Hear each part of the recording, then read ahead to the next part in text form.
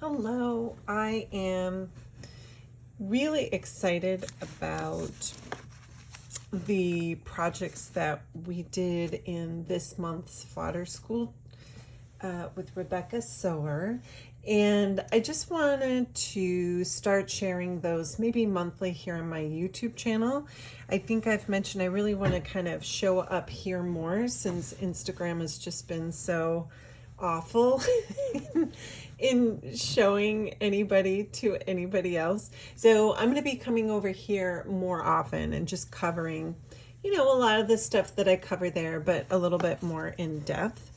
So this month in Fodder School, we did Rebecca Sower's projects, which I just enjoyed so much. And I'll share with you, I'll share with you the papers that I made. So I think when I posted about this class, I actually mentioned that these were some of my favorite papers for collage that I've made in a long time. And sometimes, even though as another artist taking an artist's class, I always feel like I learn something or step outside my process and do things in the order that someone else does.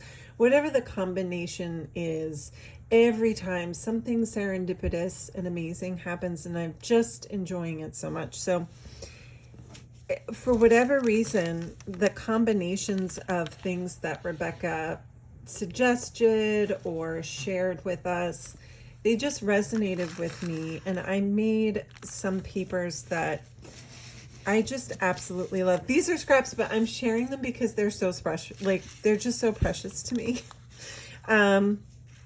I had a lot of fun experimenting with metallics, which I actually am very drawn to, and I don't do as often as I like. They're so fun. So I have some shimmery kind of gelato-y paint pens here, or like chunky acrylic gel pens. And then I did some metallic paints here and here. I experimented with some copper acrylic ink that, it comes in those bottles that look like ink from the old-fashioned days with droppers. So I put that on there.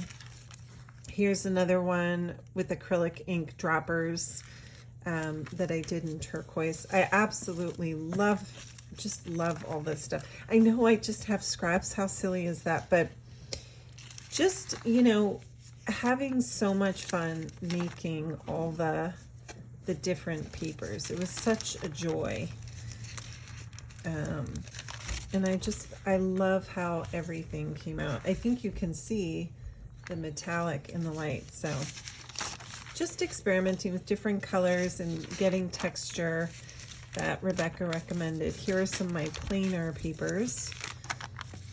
And I think I always learn some new things about colors or combining colors that I wouldn't normally choose, but the artist chooses, so I do that. And I just had so much fun doing that. One thing I like to do is make scrap boards, like little mini master boards with the scraps, because they're too precious to throw away.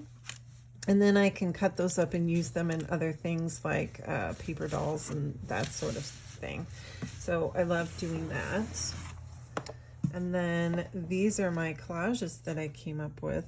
And one of the fun challenges for me is to take the artist's class, but really make sure to put my own spin on it, because I want to see how I can step into their shoes, but then make it mine again at the end.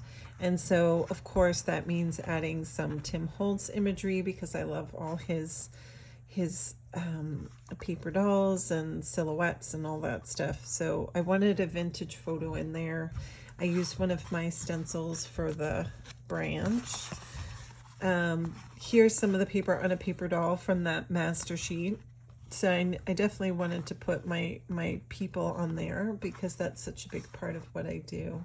But I love how the metallics just add this extra bit of interest to the collages. Here's some more like Tim Holtz paper. Just the simplest techniques, but done in a slightly different way than I'm used to. And I grew, which is what I hope for with every lesson. So I've seen a lot of people map these up so you can put them on the wall, and I would love to do that, but I need to do that. I was just thinking, oh, now I know where I can put them. I was holding off because I don't really have any more wall space in my house. This one I added another figure here from this, another stencil. And I started adding my washi into everything because it came in right when I was working on this project, and it was funny, I had picked a lot of the colors in the project that went with my washi tape, which is still in the shop if you are looking. So just fun ways to combine. I added some writing on some of mine. And again, this is another stencil from my autumn collection. So just so much fun. I loved this class and these lessons so much. So I just thought I would share that on here. And my goal is to do that every month with each lesson. Because I think it's interesting to see what happens when artists take artists classes and how they create things and make it their own.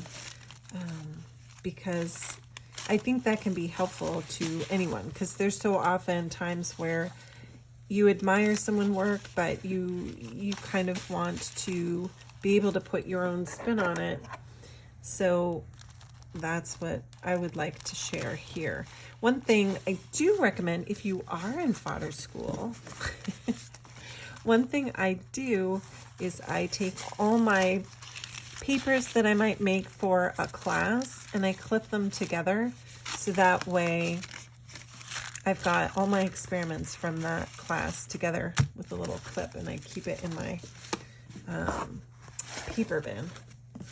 So anyway, so I just thought I would share that with you, and I'll definitely pop on and do more of these videos for the classes as they go along.